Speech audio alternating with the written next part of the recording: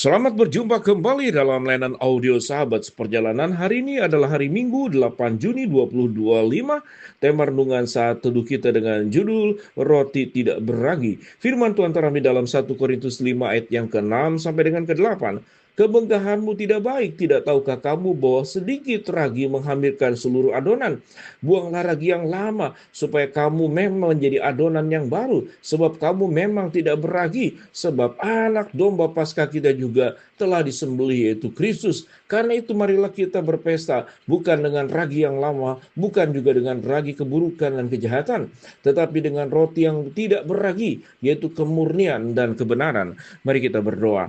Bapa yang di dalam surga, biarlah kami bisa memahami tentang makna roti yang tidak beragi, dan kami bisa mengambil kebenarannya untuk menjadi pedoman dalam hidup kita masing-masing. Dalam nama Tuhan Yesus kami berdoa, amin. Shalom sahabat seperjalanan yang dikasihi Tuhan. Sebagian kita mungkin mengerti apa yang dimaksud dengan roti tidak beragi, seperti yang Alkitab katakan, khususnya pada saat-saat Paskah, orang-orang Yahudi itu memakan dan membuat roti yang tidak beragi. Apa sejarahnya, apa penyebabnya, dan apa maknanya?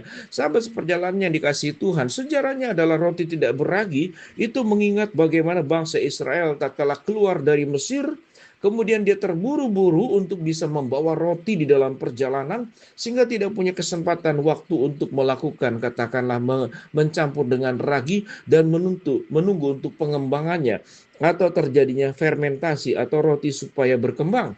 Dan kemudian kita tahu dengan jelas waktu roti itu memakai ragi, terjadi fermentasi, terjadi pengembangan roti, kemudian meningkatkan rasa yang lebih enak, lalu kemudian juga tujuannya untuk mengawetkan makanan. Sehingga roti yang tidak beragi pada saat bangsa Israel keluar dari Mesir, akhirnya roti itu dibakar supaya bisa diawetkan dan kemudian dimakan di dalam perjalanan. Sahabat perjalanan yang dikasihi Tuhan, itulah sejarah yang dimaksud dengan roti yang tidak beragi.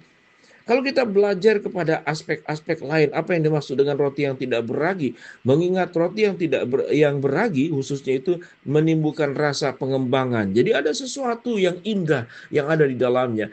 Dan roti yang tidak beragi tentu rasanya tidak jauh lebih tidak enak daripada roti yang beragi. Kalau berbicara tentang roti tidak beragi, lalu dibandingkan dengan Kristus, bagaimana dikatakan di dalam Alkitab bahwa anak domba Paskah kita juga telah disembelih, yaitu Kristus. Artinya kita berbicara tentang penderitaan. Bagaimana roti yang tidak beragi itu melambangkan tentang penderitaan Kristus yang sudah mati untuk kita semua. Kalau kita kemudian melihat bangsa Israel itu berjalan berkeliling 40 tahun di padang gurun, dan Yesus kemudian meninggalkan surga, menjelajah dunia di dalam penderitaan yang panjang. Berbicara semuanya itu tentang penderitaan. Dan perjuangan-perjuangan seperti itu mengingatkan kita sebagai anak-anak Tuhan di dalam hidup ini, kita bagaimana menjaga kemurnian dan kebenaran. Kalau gambaran tentang beragi itu digambarkan di dalam firman Tuhan pada ayat ke-8, karena itu marilah kita berpesta bukan dengan ragi yang lama, bukan pula dengan ragi keburukan dan kejahatan, tetapi dengan roti yang tidak beragi. Jadi ragi itu adalah lambang pesta, ragi itu lambang keenakan, ragi juga adalah lambang segala hal yang kita inginkan, yang kita ingin kejar dan kita ingin capai. Itu ragi. Dan firman Tuhan berkata, karena itu marilah kita berpesta bukan dengan ragi yang lama, bukan pula dengan ragi keburukan dan kejahatan, tetapi dengan roti yang tidak beragi, yaitu kemurnian dan kebenaran. Jadi artinya roti yang tanpa ragi adalah menggambarkan sebuah kehidupan dalam kemurnian dan kebenaran, tanpa ada unsur-unsur motivasi pribadi, tanpa ada dosa yang ada di dalamnya. Karena firman Tuhan berkata, sedikit ragi itu bisa menghamirkan seluruh adonan. Artinya kalau kita melihat di dalam segala sesuatu dalam hidup ini, kita tidak hanya terus mengejar segala sesuatu yang kita harapkan, yang kita inginkan, tetapi kemudian lupa bahwa anugerah Allah yang kita terima tidak hanya cukup untuk dinikmati, tetapi juga kita harus menjadi berkat buat orang lain. Mau memberikan diri kita untuk memberikan persembahan hidup kita untuk kemuliaan Allah. Kemudian kita tidak mengikuti hawa nafsu kita, keragian yang lama dikatakan, yaitu pesta keburukan dan kejahatan, pesta yang secara duniawi.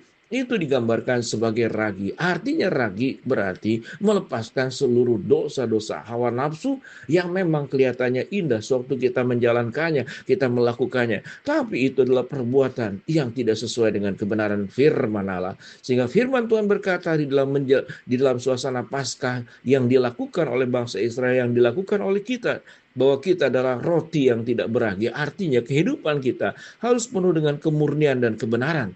Kalau berbicara tentang relasi dengan manusia, seringkali ada orang yang nampaknya baik, nampaknya luar biasa kepada kita. Ternyata dia punya kepentingan. Ternyata dia punya ragi yang terselubung. Setelah kemudian dia mendapatkan apa yang dimimpikannya, apa yang diinginkannya dari kita, akhirnya dia meninggalkan kita. Itu disebut dengan ragi motivasi. Ada ragi hawa nafsu, ada ragi keserakahan, ada ragi niat-niat buruk, ada ragi kemudian penyembahan berhala. Jadi yang namanya ragi, segala sesuatu yang menjauhkan kita dari Tuhan, segala sesuatu yang kemudian lupa bahwa perjuangan dan penderitaan Kristus yang datang ke dalam dunia, lahir sampai mati di kayu salib, itu menjadi sebuah teladan agar kita mengikuti jejak teladan penderitaannya. Kalau ada orang percaya yang hidupnya hanya untuk mencari kemakmuran, kelancaran, kesehatan, itu baik-baik saja. Tetapi hidup tidak hanya berbicara menerima anugerah. Hidup tidak hanya berbicara menerima ragi-ragi segala sesuatu anugerah yang ada di hidup kita, yang Tuhan berikan kepada kita. Tetapi ragi yang Alkitab katakan pada bagian ini, ada anugerah yang baik. Saya tidak menyebutnya sebagai ragi, tapi anugerah Allah. Tapi ragi adalah sesuatu tatkala anugerah-anugerah Allah yang diberikan kepada kita.